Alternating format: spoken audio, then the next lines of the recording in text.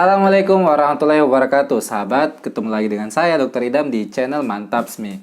Nah, sahabat, kita tahu ya bahwa yang lagi marak akhir-akhir ini adalah tentang virus corona. Dan kita tahu sejak awal tahun 2020 ini memang seluruh dunia dikejutkan dengan adanya virus baru, yaitu virus corona yang sekarang diberi nama COVID-19.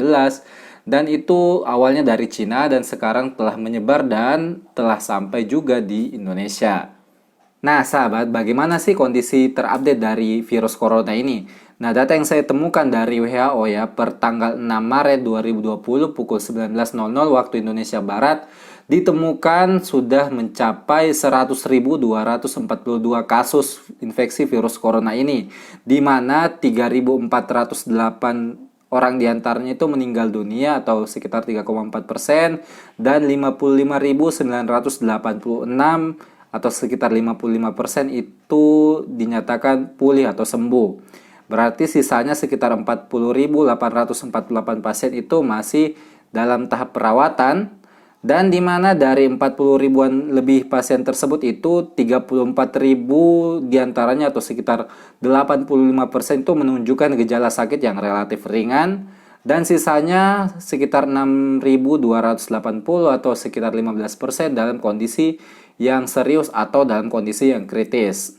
Nah, sahabat, bila kita melihat tempat kejadiannya, ternyata memang Cina masih menjadi yang nomor satu ya, karena ini memang negara asal dari virus corona ini ditemukan gitu. Diikuti dengan Korea Selatan, Italia, Iran, dan kapal pesiar Diamond Prince ya, tempat di mana banyak orang ditemukan positif terinfeksi virus corona ini. Lalu di Indonesia ternyata sudah ada 4 orang ya yang diperiksa dan positif menderita infeksi virus corona ini gitu. Nah, jika kita lihat perjalanan penyakitnya dari 2 Februari 2020 hingga saat ini, ternyata memang ada kecenderungan untuk tingkat kematiannya itu semakin lama semakin menurun, dan tingkat keberhasilan atau tingkat kesembuhannya itu semakin lama juga semakin membaik ya, bahkan sekarang mencapai angka 94%. Artinya 94% orang yang kemudian terinfeksi virus corona ini dengan izin Allah Subhanahu wa taala bisa disembuhkan. Kemudian jika kita melihat rating kematian ya berdasarkan umur, ternyata untuk usia di bawah 9 tahun itu tidak ditemukan ya ada kematian pada usia tersebut, dan pasien yang sebagian besarnya itu yang meninggal itu berusia di atas 60 tahun. Bahkan kelompok umur yang paling banyak meninggal itu adalah 80 tahun ke atas gitu. Nah, mengapa demikian? Ternyata ada faktor komorbid ya, artinya ada penyakit yang kemudian menyertai orang-orang yang terinfeksi virus corona tersebut itu. Di antaranya penyakit komorbid itu adalah penyakit jantung, koroner, penyakit diabetes, penyakit gangguan pernafasan kronik, hipertensi, dan juga kanker. Nah, sahabat, apa sih pelajaran yang bisa kita ambil hikmahnya dari situasi terkini corona tersebut? Yaitu corona ini memang sangat berbahaya ya, namun itu tidak membuat kita harus jadi takut yang berlebihan ya.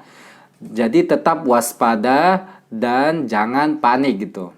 Bagaimana sih prinsip pencegahannya? Nah, kalau misalnya kita menggunakan ilmu trias epidemiologi di mana antara host atau orang yang dikena penyakit, agen yang membawa penyakit, dan juga environment atau lingkungan itu berada dalam suatu, anggaplah seperti jungkat-jungkit ya, di mana kedua sisinya itu adalah host dan juga agen, dan kemudian di tengahnya atau keseimbangannya itu adalah environment, di mana apabila daya tahan tubuh hostnya ini menurun, maka agennya bisa lebih superior sehingga terjadi kondisi sakit. Ataupun juga apabila kondisi environment atau lingkungannya bergeser ke arah yang menguntungkan si agen, maka bisa juga terjadi penyakit. Jadi prinsip pencegahannya adalah dua, yaitu penanganan pada diri kita sendiri sebagai hostnya dan juga pengendalian lingkungan yang bisa mengurangi resiko terjadinya infeksi virus corona ini. Nah, untuk pencegahannya yang pertama adalah biasakanlah untuk selalu menjaga kondisi tubuh Anda tetap fit gitu. Nah, karena kita tahu ya ternyata virus corona ini ternyata juga ada banyak penyakit komorbid yang menyertainya, yang kemudian penyakit itu bisa dicegah dengan pola hidup sehat gitu. Anda bisa mengaplikasikan prinsip GERNAS ya yang selalu dipublikasikan oleh pemerintah terutama di Kementerian Kesehatan itu untuk menjaga hidup Anda tetap sehat gitu. Yang kedua adalah upayakanlah selalu untuk kemudian mencuci tangan pakai sabun ya, terutama apabila Anda akan dan habis menyentuh mulut atau hidung Anda. Dan yang ketiga adalah bila Anda bersin atau batuk, Anda sebaiknya menutup mulut dan hidung Anda dengan menggunakan bagian lengan dari pakaian Anda atau juga bisa menggunakan tisu. Dan pastinya setelah Anda gunakan tisu tersebut harap dibuang di tempat sampah gitu. Yang keempat, gunakanlah masker secara bijak ya. Sebaiknya Anda gunakan masker pada saat Anda sakit ataupun baru sembuh dari sakit, atau bila Anda berada pada tempat yang beresiko tinggi ya, seperti tempat keramaian atau di tempat fasilitas kesehatan di mana ada banyak interaksi Anda dengan orang asing atau orang yang sedang sakit, seperti itu. Yang kelima adalah bagi Anda yang muslim ya, sebaiknya upayakan untuk selalu menjaga wudhu Anda gitu, karena dengan wudhu itu memang bisa mencegah terjadinya infeksi dari tangan hingga di saluran pernafasan Anda karena selalu dibersihkan dengan air seperti itu. Dan Anda bisa meningkatkan daya tahan tubuh Anda dengan mengkonsumsi multivitamin ataupun juga bahan-bahan seperti madu ya, yang sudah terbukti punya banyak khasiat untuk mencegah penyakit dan juga meningkatkan daya tahan tubuh Anda.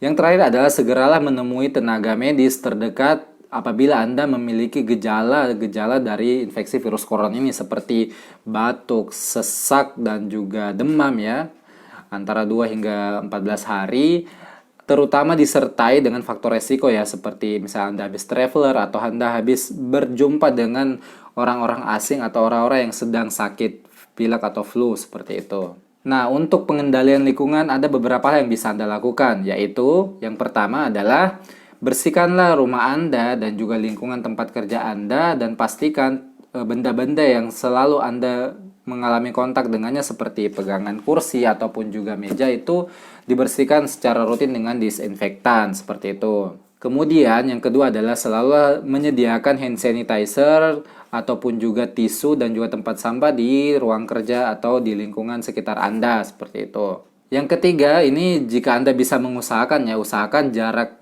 Anda dengan orang lain ketika bekerja atau berinteraksi itu minimal 1 atau 2 meter gitu. Karena kita tahu ya, virus ini juga bisa menginfeksi melalui droplet ya, atau dari batuk atau bersin gitu. Jadi sebaiknya memang ada jarak yang dibuat antara satu orang ke orang yang lain. Yang keempat, ini pasanglah poster edukasi ya tentang virus corona ini atau perilaku hidup sehat dan pencegahan infeksi ya di tempat-tempat Anda gitu. Supaya apa? Supaya orang lain itu di lingkungan Anda juga aware ya, dan juga peduli untuk melakukan hal yang sama dengan Anda untuk mencegah terjadinya infeksi dari virus corona ini gitu. Dan yang terakhir ya, yang kelima yang paling penting adalah sebaiknya jangan melakukan upaya berlebihan seperti menimbun barang-barang yang sangat diperlukan bagi pencegahan kasus ini seperti masker, hand sanitizer, dan lain-lain seperti itu. Karena apa? Ya bayangkan saja apabila masker itu atau hand sanitizer itu langka gitu, dan orang yang harusnya dapat gitu ataupun fasilitas yang harusnya punya itu malah tidak ada karena sudah diambil oleh orang lain yang sebenarnya dia tidak membutuhkan gitu. Dan jangan sampai juga ya, karena jangan sampai itu bisa menjadi sebab ya orang lain itu malah terkena virus ini karena tidak menemukan alat proteksi diri di sekitarnya seperti itu gitu. Ya selain itu juga pasti penimbunan itu menyebabkan naiknya harga ya. Kalau kita tahu ya, masker yang awalnya kurang dari 50.000 sekarang bisa sampai sejuta untuk satu boxnya gitu. Dan juga hand sanitizer ya, tadi saya cek itu yang biasanya 50 ribuan sekarang itu sebotolnya itu bisa 400.000 bahkan lebih seperti itu. Jadi saya mohon supaya Anda untuk kemudian tidak melakukan tindakan berlebihan ya dengan menimbun benda-benda yang justru dibutuhkan oleh banyak orang untuk melakukan pencegahan infeksi virus corona ini. Sekian informasi dari saya, semoga kita semua ini terhindar dari bahaya virus corona, dan mari kita sebarkan video ini supaya orang lain juga bisa aware terhadap virus corona dan melakukan upaya pencegahan yang sama dengan diri kita. Sekian dari saya, semoga bermanfaat dan tunggu update-update selanjutnya dari saya terkait perkembangan virus corona ini. Jadi jangan lupa like dan subscribe channel ini dan sebarkan ke rekan-rekan Anda. Sekian dari saya, wabillahi taufiq wal hidayah. Wassalamualaikum warahmatullahi wabarakatuh.